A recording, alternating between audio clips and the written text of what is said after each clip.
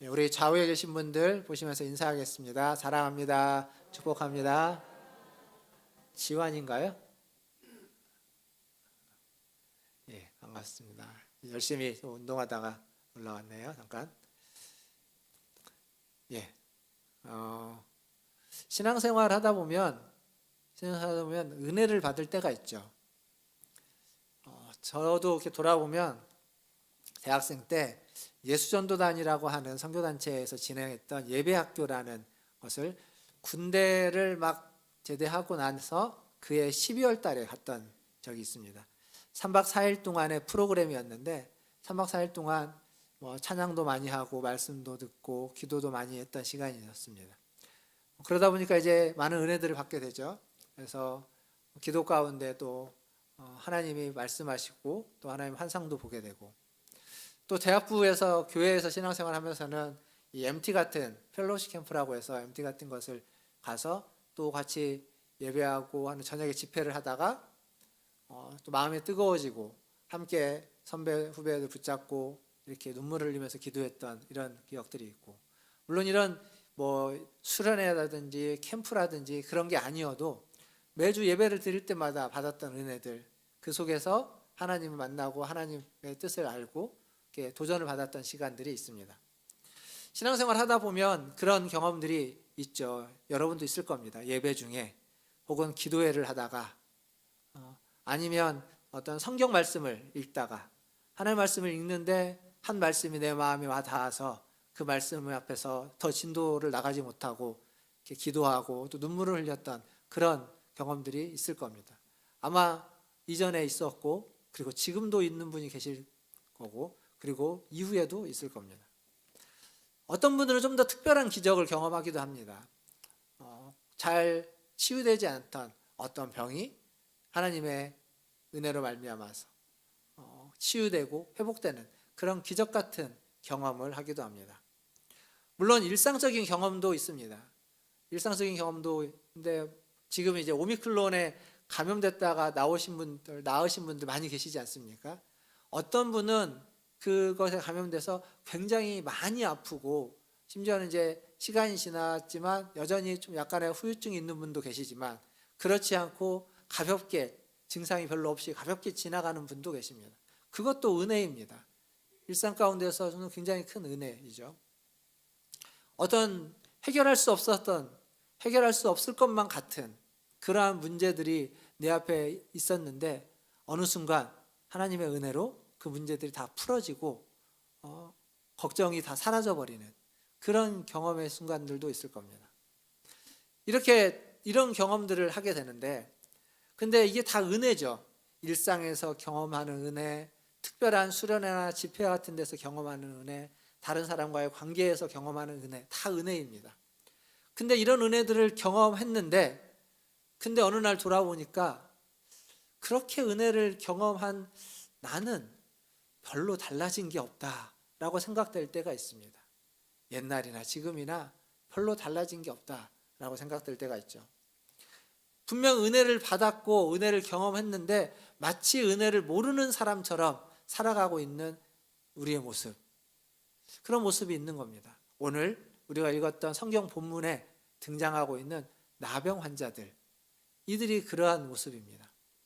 여기 보면 본문에 10명의 나병 환자가 등장합니다. 13절에 보니까 이 10명이 나와서 뭐라고 하냐면 예수님에게 예수 선생님이여 우리를 불쌍히 여겨 주옵소서 이렇게 이야기합니다. 이 한마디를 보면 이 나병 환자 이 10명이 예수님을 제대로 모른다는 걸 알 수 있습니다. 보통 예수님에 대해서 어떤 좀 깨달음이 있거나 인지와 통찰력이 있는 사람들은 예수님에게 무엇인가를 부탁하러 나올 때 예수님을 뭐라고 부르냐면 다윗의 자손 예수여 라고 부릅니다. 그 얘기는 뭐냐면 나는 당신을 메시아로 믿습니다. 메시아로 받아들입니다 라는 표현입니다. 근데 예수님이 누군지 잘 모르는 사람들은 예수님께 나왔을 때 랍비여 이렇게 부릅니다. 랍비, 선생님. 지금 이 나병 환자들이 예수 선생님이여 이렇게 부르고 있습니다. 즉 이들은 지금 예수님이 누군지 잘 모르는 겁니다. 잘 모르면서 나와서 예수님에게 은혜를 구하는 거죠. 불쌍히 여겨달라고.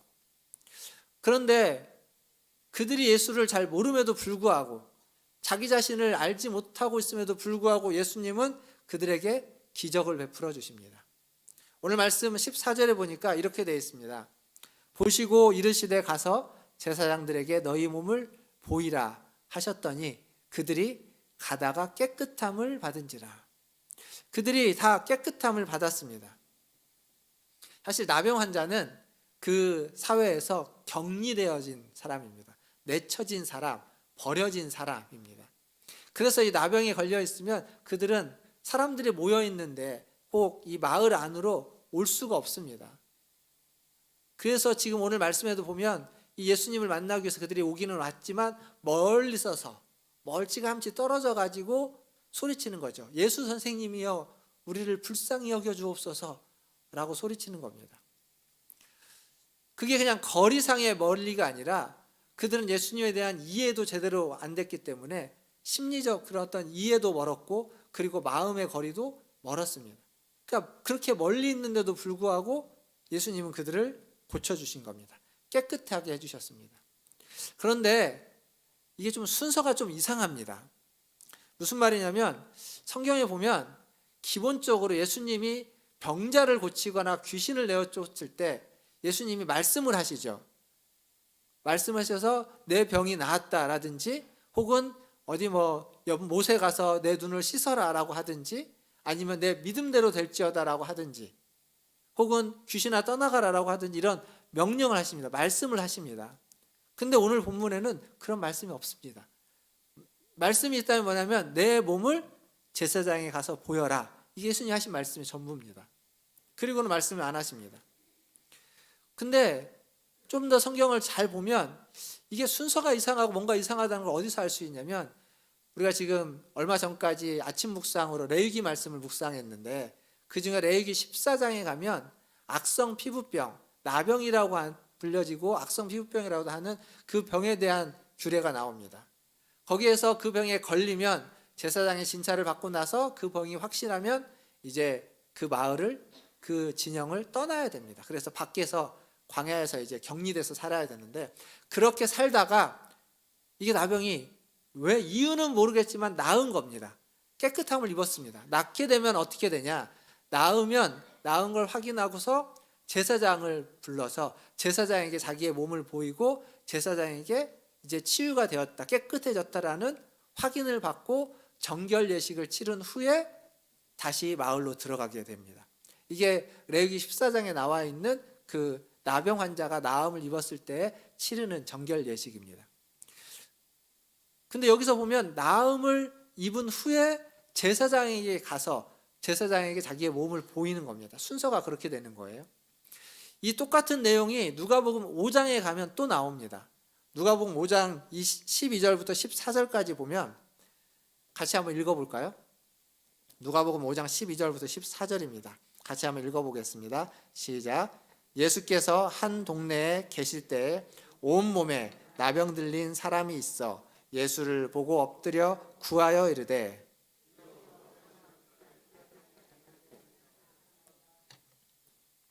13절 계속 읽겠습니다. 예수께서 손을 내밀어 그에게 대시며 이르시되 내가 원하노니 깨끗함을 받으라 하신대 나병이 곧 떠나니라. 예수께서 그를 경고하시되 아무에게도 이르지 말고 가서 제사장에게 내 몸을 보이고 또 내가 깨끗하게 됨으로 인하여 모세가 명한 대로 예물을 들어 그에게 입증하라 하셨더니. 자, 이 12절부터 13절까지가 제가 앞에서 얘기했던 그 순서 그대로 되는 겁니다. 나병 환자가 나왔고 나병 환자가 주여 원하시면 나를 깨끗하게 할 수 있습니다. 그렇게 해주십시오 라고 하자 예수님이 그에게 손을 대면서 깨끗함을 받으라 라고 말씀을 하시죠. 그래서 그가 깨끗함을 받았습니다. 그 다음에 치유를 받고 깨끗함을 받은 다음에 예수님이 뭐라고 말하냐면 제사장에게 가서 내 몸을 보이고 모세가 정한 예물을 드려라 라고 하는 겁니다. 이게 순서가 맞는데 이 순서가 맞는데 오늘 우리가 읽었던 본문은 이 순서가 바뀌어져 있습니다. 자, 본문을 다시 한번 보시면 이 10명의 나병 환자가 예수님께 와서 이야기를 불쌍히 여겨달라고 하자 예수님이 뭐라고 말하냐면 가서 제사장에게 내 몸을 보이라라고 합니다. 근데 그때 얘들이 치유받지 않았습니다. 아직 나병을 그대로 가지고 있는 상태입니다. 가지고 있는 상태인데 제사장에게 가라는 겁니다. 근데 그들이 그 말을 듣고 가니까 가다가 깨끗함을 입게 된 겁니다. 치유를 받은 거예요. 자, 여러분이라면 이 나병 환자의 입장에 섰을 때 제사장에게 가겠습니까? 아니면 예수님이 그런 말을 하는데 저 사람 말도 안 되는 얘기다고 하면서 그냥 집으로 돌아가겠습니까? 저라면 집으로 돌아갈 것 같습니다. 왜냐하면 이게 말이 안 되는 얘기이기 때문에 그렇습니다. 지금 그 자리에서 나음을 입었다 기도를 해주든지 뭘 해주든지 뭘 하고 가다가 보면 나을 것이다라고 하는 그런 말이라도 하면 혹 모르겠는데 전혀 그런 얘기 없이 이게 상식적이지도 않고 합리적이지도 않습니다. 이렇게 될 거라는 게 어떤 인과관계가 성립되지 않는 상태인 겁니다. 가는 게 바보가 되죠. 이상한 겁니다. 근데 이 나병 걸린 10명은 왜 그랬는지 모르겠지만 반신반의했는지 그냥 속는 셈 치고 어차피 믿져야 본전이니까 라고 하면서 갔는지 모르겠는데 갔습니다. 가다가 나병을 치유받은 겁니다. 여기 보면 앞에서도 제가 잠깐 얘기했지만 내 믿음대로 될지어다라고 하는 예수님이 병자를 고칠 때 치유를 할 때 했던 그 믿음대로 된다라고 하는 그러한 표현이 없을 뿐더러 이 나병 환자의 믿음이 성경에 전혀 그 뉘앙스를 찾아볼 수가 없습니다. 그들은 예수가 누구인지 잘 몰랐고 그리고 믿음도 없었습니다. 굳이 여기에서 그들이 했던 것을 찾아낸다고 하면 예수님이 가라고 하니까 반신반의하고 믿을 수 없는 말이지만 가라고 하니까 그냥 가라고 하는 말에 순종해서 간 것. 그러니까 여기서 이들에게 있었던 것을 끄집어낸다면 그들의 순종입니다. 가라고 하는 말씀에 순종했던 것 하나를 찾아낼 수 있을 겁니다. 근데 가만히 생각해 보면 나병이라는 것은 앞에서도 이야기한 것처럼 사회적으로 격리된 병입니다. 몸이 격리됐을 뿐만 아니라 마음도 격리됐고 하나님으로부터 버림받았다라는 그러한 정체성을 가질 수밖에 없는 그러한 병입니다. 근데 그 병에서 나음을 입었습니다. 깨끗해졌습니다. 그게 얼마나 큰 감동일까요? 지금 우리 곽혜덕 권사님 뒤에 계시는데 고관절 다치셔가지고 아프셔서 이렇게 고생을 참 많이 하셨습니다. 지금도 다니시는데 힘드시고 하는데 곽혜덕 권사님의 저 고관절이 갑자기 다 나으면 그냥 아픈 것도 사라지고 깨끗해지면 아마 지금까지 그 고생했던 것들을 생각하면 지금 그 순간이 너무 기쁘고 정말 어떻게 주체하지 못할 감동과 감격이 있을 겁니다. 지금 이 나병자들이 그런 겁니다. 가다가 그렇게 치유를 받은 거예요. 그러니까 이 한 사람은 그걸 깨닫고 소리를 지르면서 하나님께 영광 돌리면서 돌아왔다 그렇게 이야기하고 있습니다. 그러니까 이게 살면서 아무나 체험할 수 있는 것들이 아니죠. 아주 특별한 경험입니다. 근데 이 특별한 기적과 같은 하나님 역사가 있는 순간도 완벽하지는 않습니다. 오늘 말씀에 보면 분명 10명 모두가 치유를 받았는데 그 치유에 감동하고 감격하고 소리치면서 하나님께 영광 돌리면서 돌아온 사람은 사마리아 사람 딱 한 명입니다. 분명히 10명이 다 고침을 받고 깨끗해졌는데 돌아온 사람은 하나님께 영광 돌리며 돌아온 사람은 사마리아 사람 한 명입니다. 돌아와서 예수님께 감사를 표한 사람, 유대인이 아니고 사마리아 사람입니다. 그러니까 성경은 종종 하나님의 백성인 유대인들보다 이방 사람들 그리고 사마리아 사람들 이들의 모습이 더 낫다, 더 나을 때가 있다라는 얘기를 종종 합니다. 종종. 그러니까 하나님의 백성인 우리에게 경각심을 가지라는 거죠. 우리도 마찬가지입니다. 우리보다 믿지 않는 사람이 더 나을 때가 있다는 것을 우리는 받아들여야 됩니다. 그럴 때가 있습니다. 우리가 보통 일반적으로 안 믿는 사람보다 믿는 사람이 더 착하고 선하고 순박하지만 그러지 않을 때도 우리가 있고 때로는 우리보다 더 옳고 바르고 착하고 선하고 순박한 사람들이 있다라는 것을, 그리고 그들이 사회에 영향을 끼치고 있다는 것을 우리는 인정해야만 합니다. 이렇게 보면 기적을 체험하고 은혜를 경험했지만 여전한 사람들이 있습니다. 기적을 체험하고 은혜를 경험해도 이전과 별로 이렇게 달라지지 않는 똑같은 사람들이 있습니다. 하지만 우리는 그런 사람이 되면 안 됩니다. 우리가 은혜를 체험했다면, 기적을 경험했다면 우리는 이전과 똑같은 사람이 되어서는 안 됩니다. 그 기적에, 그 은혜에 합당한 반응을 할 줄 아는 사람, 그 은혜와 기적에 합당한 표현을 할 줄 아는 사람, 그런 사람이 되어야만 합니다. 오늘 예배 가운데 오신 우리 모든 성도님들이 다 그런 분들이 다 되시기를 주님의 이름으로 축원드립니다. 이 한 사람이 왔죠. 예수님께 돌아왔습니다. 이 예수님이 이 한 사람에게 어떤 말씀을 하시냐면 19절 말씀을 보면 그에게 이르시되 일어나 가라. 내 믿음이 너를 구원하였느니라. 여기에 이제 믿음이 나오죠. 근데 여기 보면 내 믿음이 너를 구원하였느니라.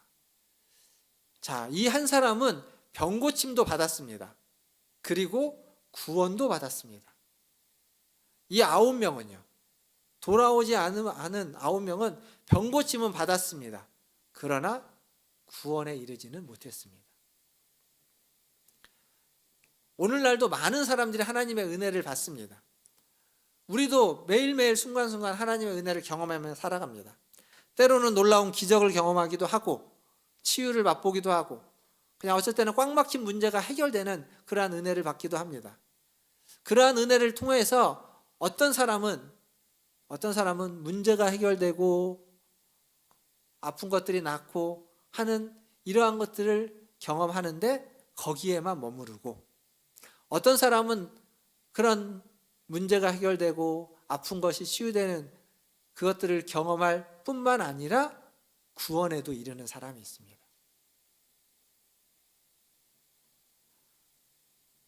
여러분은 어떤 사람입니까?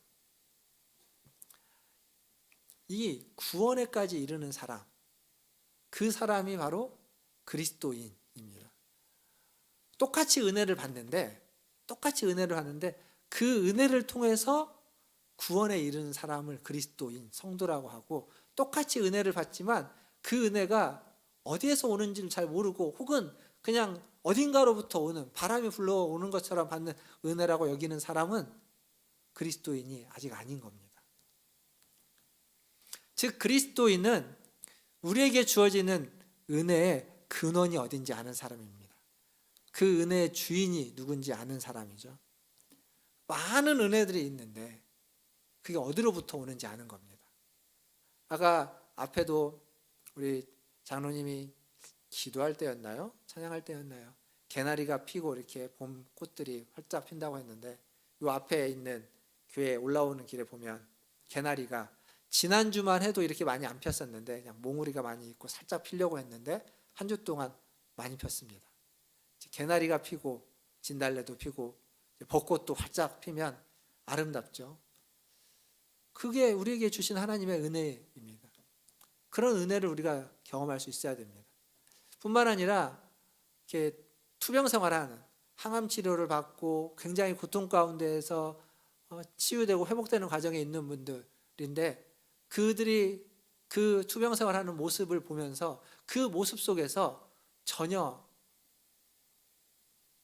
낭망하지 않고 절망하지 않고 그것을 잘 이겨내고 견뎌내는 모습 속에서 우리는 은혜를 발견할 수도 있습니다. 은혜입니다. 또 어떤 분들은 그냥 여행을 가서 아주 멋진 풍경을 보면서 하나님의 은혜를 느낄 수 있고, 사람이 만들어 놓은 아주 아름다운 건축물을 보고 그 건축물을 보면서 하나님의 그 일하심을 볼 수도 있는 겁니다. 이게 다 은혜입니다. 이런 은혜를 하나님은 믿는 자에게, 그리스도인에게만 준 것이 아니라 모든 사람에게 주었습니다. 마태복음 5장 45절에 보면 이런 말씀이 있습니다. 하나님이, 뒷부분만 읽겠습니다. 중간에 하나님이 그 해를 악인과 선인에게 비추시며 비를 의로운 자와 불의한 자에게 내려주심이라. 그러니까 해와 비, 하나님 주시는 은혜입니다. 그것을 선인에게만, 의로운 자에게만 주는 것이 아니라 악인에게도, 불의한 자에게도 똑같이 주신다는 겁니다. 그러니까 믿지 않는 사람들에게도 은혜를 주시고 믿는 사람에게도 은혜를 주시는 겁니다. 그리고 그 은혜를 통해서 우리는 즐거워하고 기뻐하고 감동할 수 있습니다. 그런데 한 가지 차이는 그 은혜가 어디로부터 오고 누가 주시고 은혜의 주인이 누구인지 우리는 알고 그들은 모르는 겁니다. 그래서 우리는 그것을 알기에 그 은혜에 우리는 감사할 수 있고 그들은 감사할 수 없는 겁니다. 그게 차이점이죠. 은혜의 주인을 알고 은혜가 누구로부터 오는지를 아는 자는 그 은혜에 합당한 반응을 해야 됩니다. 그 합당한 반응이 바로 감사입니다. 오늘 본문에서 돌아온 이 사마리아 사람 한 사람, 그가 하나님께 영광을 돌리며 돌아와서 예수님의 발 앞에 엎드려 감사를 했습니다. 16절 이렇게 적혀져 있죠. 예수의 발 아래 엎드려 감사하니 그는 사마리아 사람이라. 예수의 발 앞에 엎드려 감사했습니다. 이 모습을 놓고 보면 이 감사는 그냥 감사만이 아니라 한 예배의 모습을 떠올리게 됩니다. 발 앞에 엎드렸다. 예수님의 발 앞에 엎드려서 감사하고 찬양하고 영광을 돌리는 그러한 모습입니다. 근데 여기에도 우리가 좀 성경을 보면서 흥미로운 점이 한 점 더 있습니다. 그건 뭐냐면 예수님이 지금 10명의 납병 환자들에게 어디에 누구에게 가라고 했냐면 제사장에게 가서 너의 몸을 보이라고 그랬죠. 근데 이 한 명은 제사장에게 가다가 다시 돌아왔습니다. 그래서 예수님께 나왔습니다. 이 9명은 어떻게 됐을까요? 제사장에게 갔을까요? 안 갔을까요? 갔을 겁니다. 왜냐하면 그들은 나병에 걸려 있고 나병이 나았는데 이 나병에 나은 것을 누군가 확인해 줘야 되는데 성경은 레위기 14장은 그걸 누가 확인해 주냐면 제사장이 확인해 줘야 됩니다. 제사장으로부터 확인을 받아야만 다시 자기의 가족들에게 돌아갈 수 있기 때문에 그 9명은 제사장에 갔을 겁니다. 그때 이 한 명은 거기로 가지 않고 예수님에게 왔습니다. 어쩌자고 왔을까요? 예수님이 누구십니까? 예수님은 어떤 분이십니까? 히브리서는 예수님을 이렇게 소개합니다. 히브리서 3장 1절 말씀 같이 한번 읽어보겠습니다. 히브리서 3장 1절입니다. 시작. 그러므로 함께 하늘의 부르심을 받은 거룩한 형제들아, 우리가 믿는 도리의 사도시며 대제사장이신 예수를 깊이 생각하라. 여기 대제사장이신 예수. 그리고 히브리서 4장 14절을 또 보겠습니다. 히브리서 4장 14절 같이 또 읽겠습니다. 그러므로 우리에게 큰 대제사장이 계시니 승천하신 이 곧 하나님의 아들 예수시라. 우리가 믿는 도리를 굳게 잡을지어다.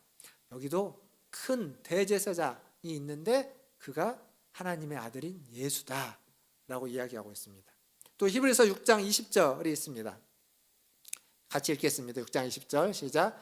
그리로 앞서가신 예수께서 멜기세덱의 반차를 따라 영원히 대제사장이 되어 우리를 위하여 들어가셨느니라. 멜기세덱의 반차를 따라가는 영원한 제사장이 바로 예수시라는 겁니다. 자, 그러면 그 9명이 찾아가서 만난 그 제사장이 참 제사장일까요? 아니면 이 한 사람이 만난 이 예수님이 참 제사장이겠습니까? 예수님인 겁니다. 그래서 이 한 사람이야말로 참 제사장에게 와서 자신의 몸을 보이고 치유를 확증받은 사람이 되는 겁니다. 예수님 맨 처음에 제사장에 가서 몸을 보이고 고침받은 걸 확증하라고 할 때 그 말씀에는 누구에게 정말 와야만 하는지가 숨겨져 있는 말씀이라고 말할 수 있습니다. 감사라는 것은 내가 받은 은혜가 가볍지 않다라는 것을 고백하는 겁니다. 이런 감사가 몸에 배면 참 좋습니다. 지금 저희 아내가 병원에 갔거든요. 일부 예배 마치고 동심병원에 갔는데 응급실에 갔는데 큰 병원 가라고 해가지고 저기 이제 은평성모병원 갔는데 뭐 이렇게 큰 병이 걸린 건 아니고 어제 이렇게 가다가 넘어졌습니다. 넘어졌는데 한쪽은 무릎 쪽이, 한쪽은 발목에서 발 등 쪽이 아마 좀 삐끗했는데 뭐 골절이 됐을 수도 있고 양쪽 발이 다 그래요. 그래가지고 어제 지나고 괜찮을 줄 알았는데 안 괜찮아서 일부 마치고 갔는데 큰 병원 가서 이렇게 꼬매야 된다고, 그리고 여기도 좀 확인을 해봐야 된다고 해서 지금 혼자 운전하고 갔습니다. 혼자. 근데 저는 이제 여기 있잖아요. 같이 가야 되는데 여기 있는데, 그래도 다행인 건 다리를 양쪽 발을 다 다쳤는데 손은 안 다쳤고요. 그리고 머리가 안 깨졌습니다. 거기서 잘못 넘어서 머리 깨질 뻔한데 다른 데는 다 괜찮고 딱 거기만 그렇습니다. 그러니까 본인도 어제 오랜만에 넘어져가지고 어이가 없어서 막 웃고 그랬거든요. 집에 와갖고 막 아파하긴 했는데 아프면서도 오늘 아침에도 막 그랬습니다. 참 다치긴 했지만 그래도 그 정도 온 게 참 감사하죠. 우리 맨날 이런 식의 감사하고 있잖아요. 그리고 그게 몸에 배어 있는 건 참 좋은 겁니다. 그 황성주 박사님이라고 아시죠? 황성주 박사님이 쓴 책 중에 절대감사라는 책이 있습니다. 근데 이 황성주 박사님과 한 목사님이, 제가 아는 목사님이 이렇게 외국에 나갔다 온 적이 있는데, 그 목사님이 외국에 나갔다 이제 돌아오려고 할 때 황성주 박사님의 비서가 비행기 티켓을 깜빡하고 안 챙겨왔다 합니다. 문제가 된 거죠. 문제가 됐는데 황성주 박사님은 비서를 뭐 질책하거나 그러지 않고 그냥 뭐라고 했냐면 혼잣말로 이상하네, 왜 이렇게 됐을까, 아유, 그래도 감사해야지, 감사하네, 뭐 이랬다고 합니다. 그걸 들은 이제 목사님 옆에서 물어보는 거죠. 도대체 뭐가 감사하냐고. 그러니까 황성주 박사님 이렇게 얘기했다고 합니다. 이것을 통해서 하나님이 또 뭔가를 가르쳐 주실지 모르기 때문에 그래서 감사한다고. 이게 좀 확 와닿지는 않습니다. 저도 이 얘기가. 근데 이 얘기가 나라면 그때 이렇게 얘기할 수 있을까? 이게 무슨 감동되거나 그러진 않는데, 근데 이 얘기에서 제가 보는 건, 이분은 어떤 상황에서든지 어떤 환경에서든지 감사할 준비가 되어 있는 분입니다. 그 상황에서 하나님이 어떤 깨달음을 주시거나 어떤 은혜가 조금 있으면 지금 분명 비행기를 못 탈 수도 있는데, 그런데도 불구하고 그 상황에서 감사할 수 있는 준비가 되어 있는 사람, 그런 마음이 열려 있는 사람. 어떤 사람은요, 아무리 은혜가 있어도 감사할 준비가 안 되어 있습니다. 마음이 닫혀 있는 사람이 있습니다. 그런 분들에게는 은혜가 임하고 기적이 와도 당연한 거거나 그냥 내칩니다. 감사할 줄 모르는 사람이 있습니다. 그러나 이분은 감사할 줄 아는 사람, 감사가 몸에 배어 있는 사람입니다. 여러분은 어떠십니까? 최근에 정말 진심으로 하나님께 감사했던 적이 있으십니까? 한번 생각해 보십시오. 지난 일주일 동안 내가 하나님께 어떤 감사를 드렸는지, 정말 전심으로 감사하는 고백을 한 적이 있는지. 감사는 그 사람과의 관계죠. 감사를 잘하는 사람은 다른 사람과 관계가 참 좋습니다. 감사를 표현해야 되는 거죠. 마음만 가지고 있으면 안 됩니다. 그 마음을 표현할 때 그 사람과의 관계가 돈독해지는 겁니다. 물론 하나님은 우리의 마음과 상관없이, 우리의 표현과 상관없이 우리에게 은혜 베푸시는 것을 멈추지 않을 겁니다. 하지만 사람은 안 그렇겠죠. 사람은 감사를 잘 표현하면 계속 은혜를 주고받을 수 있겠지만, 감사를 표현하지 않으면 그러지 않을 겁니다. 멈춰질 겁니다. 근데 그걸 떠나서 하나님의 은혜가 멈춰지느냐 안 하느냐 그 문제가 아니라, 감사를 표현하는 사람, 그 사람이 성숙해져 갑니다. 성장해져 가는 겁니다. 감사를 표현할 줄 아는 사람이 더 자라나고 더 성숙해져 가고 더 풍성해져 가는 겁니다. 또 감사는 어떠한 의미가 있냐면, 감사는 하나님이 내게 하신 일이 무엇인지를 깨닫고 보게 만들고, 또 더 나아가서 지금 하나님이 하고 계시는 일이 어떠한 것인지를 알게 하는 겁니다. 그래야 감사할 수 있거든요. 하나님이 지금 일하고 있다라는 것, 하나님이 지금 내 삶에서 나와 함께 역사하고 있다라는 것을 보게 만들고 알게 만들고 깨닫게 만드는 것, 그게 감사입니다. 감사를 하려면 하나님이 지금 어떻게 일하고 있는지를 우리의 눈을 열고 마음을 열어서 볼 수 있어야만 합니다. 사랑하는 성도 여러분, 이러한 감사를 통해서 우리는 하나님과 더 친밀해질 수 있고 하나님 앞에서 우리는 더 성장할 수 있습니다. 성경에서 그렇게 이야기하죠. 범사에 감사하라. 범사에 감사하는 것을 통해서 하나님이 어떻게 일하고 계시고 하나님이 어떻게 우리와 함께하고 있는지 우리의 영적인 눈이, 영적인 안목이 띄어질 것입니다. 우리 모든 문화순례교회 성도들의 영적인 눈이 감사로 말미암아서, 감사하는 삶으로 말미암아서 열려져서 하나님이 어떻게 일하고 역사하고 있는지를 깨달아 아는 그러한 영안을 가지신 우리 성도님들 다 되시기를 주님의 이름으로 축원드립니다. 이제 말씀을 좀 맺겠습니다. 우리 사회는요 1등만 기억하는 사회죠. 운동을 해도 1등이 중요하지 2등은 별로 이렇게 인정하지 않습니다. 공부를 해도 1등이 중요하지 2등은 별로 중요하지 않습니다. 선거를 해도 1등만 기억하지 2등은 별로 기억하지 않습니다. 오늘 성경에도 보면 이 1등과 같은 딱 한 사람, 10명 중에 한 사람만 주님께 왔습니다. 그래서 우리는 이 한 사람만 기억할 수도 있습니다. 그런데 이 9명은 오늘 말씀을 보니까 17절, 누가복음 17장 17절에 주님이 이렇게 얘기합니다. 10사람이 다 깨끗함을 받지 아니하였느냐? 그 아홉은 어디 있느냐? 주님은 지금 그 9명을 찾고 있습니다. 분명 돌아온 한 사람, 그래서 감사를 고백하는 한 사람, 그 한 사람에게 내 믿음이 너를 구원하였다 라고 하면서 축복해 줬습니다. 구원을 베풀었습니다. 그렇지만 예수님의 마음에는 돌아오지 않은 9사람, 그 9사람을 지금 찾고 있는 겁니다. 이게 하나님의 마음입니다.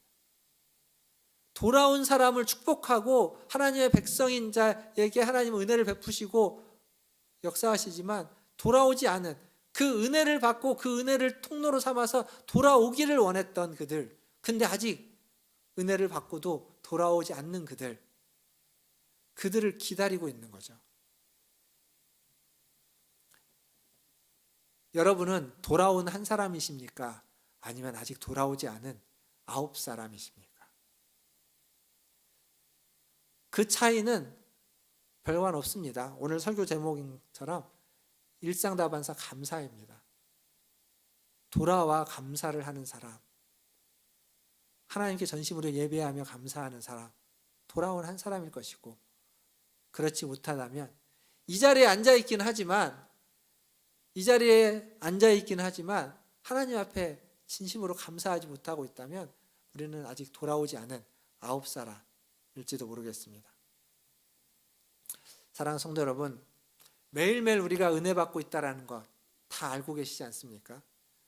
그 은혜, 그 받은 은혜가 특별한 은혜이든 일상의 은혜이든 그것을 그냥 묻어두지 마시고 그 은혜에 대한 감사를 표현하십시오.